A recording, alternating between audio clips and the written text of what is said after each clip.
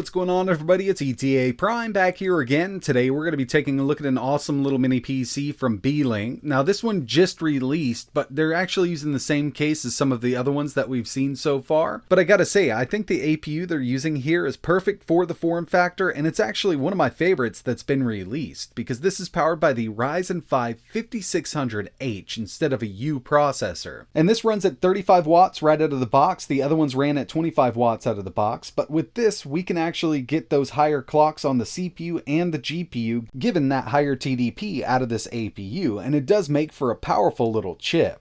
And not to mention, we've got some newer graphics drivers from AMD for these APUs, and it does make a big difference in gaming, especially with OpenGL performance. But across the board, I've noticed a nice little jump in performance on basically everything that I've tested. Along with the mini PC, inside of the box, you're going to get a 65 watt power supply, 2 HDMI cables, and some mounting hardware for a 2.5 inch drive, because we do have support for it in the bottom of this mini PC. And real quick, I just wanted to show you how small this thing is. When it comes down to it, these are some of my favorite case designs, the ones from Beelink. We've seen a couple in the past powered by the 4000 series, but now we've got this 5600H in this unit. When it comes to I/O, up front here, we've got two full-size USB 3.0 ports and a full-function USB Type-C 3.2, so we can get display out of this. And in turn, we can get a total of 3 displays out of this unit, because around back we've got 2 full-size HDMI ports, along with another USB 3.0 port, a USB 2.0 port, and Gigabit Ethernet. Taking a look at the specs for that CPU, we've got the Ryzen 5 5600H. This is based on Zen 3. We've got 6 cores and 12 threads with a base clock of 3.3 GHz and a boost up to 4.2. Built-in Radeon 7 graphics at 1800 MHz, up to 64 GB of RAM at 3200 MHz, but this one here has 32 pre-installed. An M.2 NVMe SSD plus a 2.5 inch drive. We've also got Wi-Fi 6E, Bluetooth 5.2, and this is running Windows 11 out of the box, but it does have full support for Linux. Alright, so here it is. I do want to mention that the monitor I'm using here does support a variable refresh rate, and that's going to be your best friend with these little APUs.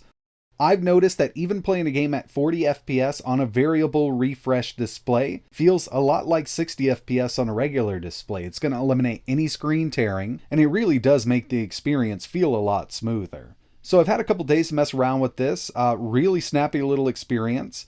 Wi-Fi 6 or Gigabit Ethernet. Personally, I like being wired, but Wi-Fi 6 on a decent router does work out really well.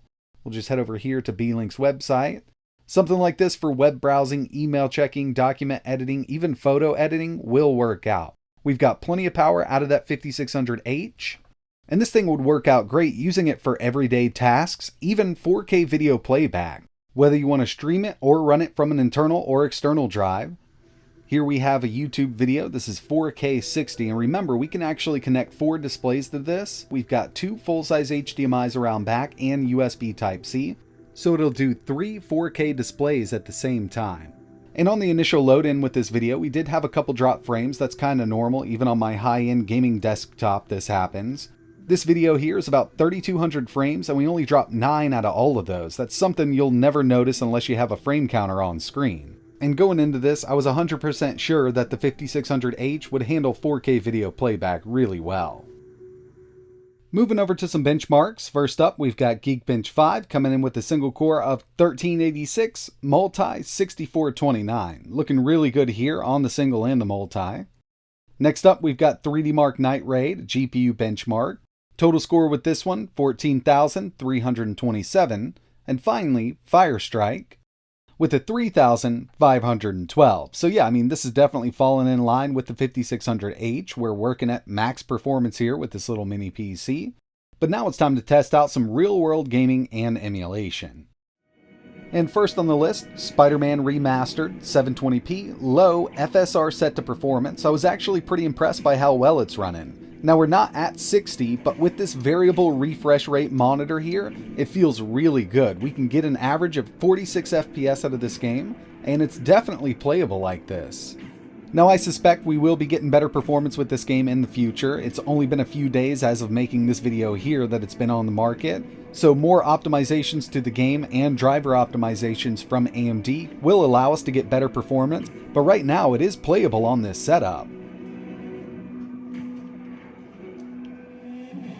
Next on the list, we've got Forza Horizon 5 at 1080p low. We can get an average of 65 FPS, which is definitely playable, and in the wide open areas, I've seen it jump up to around 80. But I've always had really good luck with this game here on APUs. Even lower end APUs do run this well. You might have to turn on some resolution scaling with those, but it's definitely one to test out if you have one laying around. Here's MK11, another really well optimized game for these APUs, and with these newer drivers, instead of doing a medium-low mix, we can actually go full medium 1080p with this on the 5600H.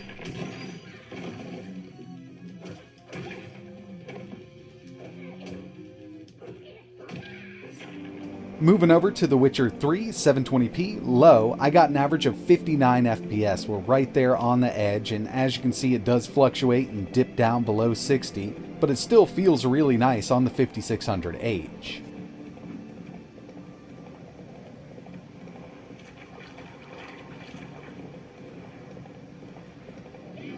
God of War, original settings, 720p, FSR set to performance, we can average 41 FPS. Was hoping for a little more out of it, and of course, taking that FSR down to ultra performance and the settings down to low, you can get more. It's not quite gonna hit 60, but personally, I just don't like the way it looks, and I really don't mind playing this at 40 FPS. And finally here for the PC gaming side of things, Cyberpunk 2077, 720p, low, FSR set to performance, not bad at all. We averaged 61 FPS out of this game with a few dips under 60, but it's a really nice experience here, and again, we're at 720p, but we're working with integrated graphics here on a super small form factor PC. I still think this is great performance for Cyberpunk 2077. Now it's time to move over to some emulation, and this little chip here does a really great job with everything that I've thrown at it so far. We've got PS2 using PCSX2 DirectX 11 1080p, really great performance, and with some of the easier to emulate PS2 games, you can get 4K out of this little machine. I also wanted to test some original Xbox emulation using CXBX Reloaded. We're at 1080p here, and with some of the games we will have to drop it down to either native or 720. Like DOA 3 did a good job at 720, but at 1080 we only averaged around 54 FPS. But just note that yeah, original Xbox emulation with CXBX Reloaded is possible on this machine. Checking out PS3 using RPCS3, Vulkan backend, 720p with Sigma here. Really great performance, and if you take a look at Afterburner, we're not quite pulling 30 watts, but it will jump up with other games. There are harder to emulate PS3 games that just require a little more power. They love extra cores and threads, like Skate 3 here.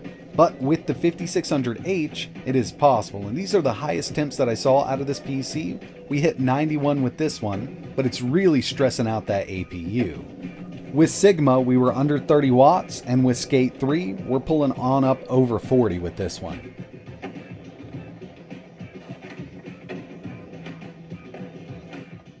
And the final emulator here is YUZU for Switch. I don't like showing off gameplay, but we do have Afterburner, fully visible, dock mode, Vulkan backend, running at 60. Now there are some dips every once in a while, but this little chip does a really great job with Switch emulation.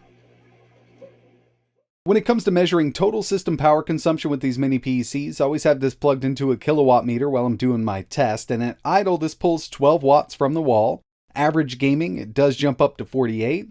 And the maximum that I could get this to hit while maxing out the CPU and GPU was 67 watts. Another thing I always like to take a look at are average CPU temps, and at idle we're around 39, average gaming 79, and the highest temperature I could get this to hit was 93 degrees Celsius, and that was in a 10-minute Cinebench stress test, and about 6 minutes into it, it hit 93. That's the thermal throttle limit here set in the BIOS.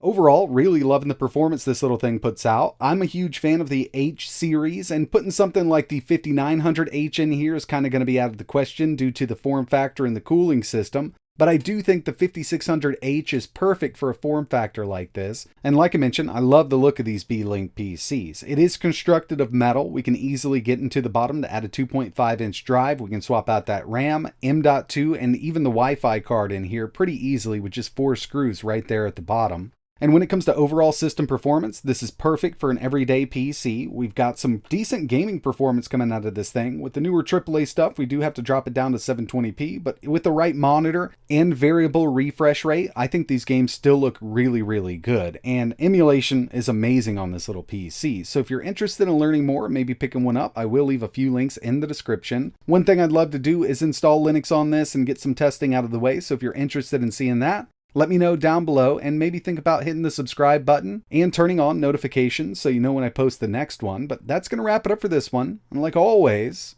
thanks for watching.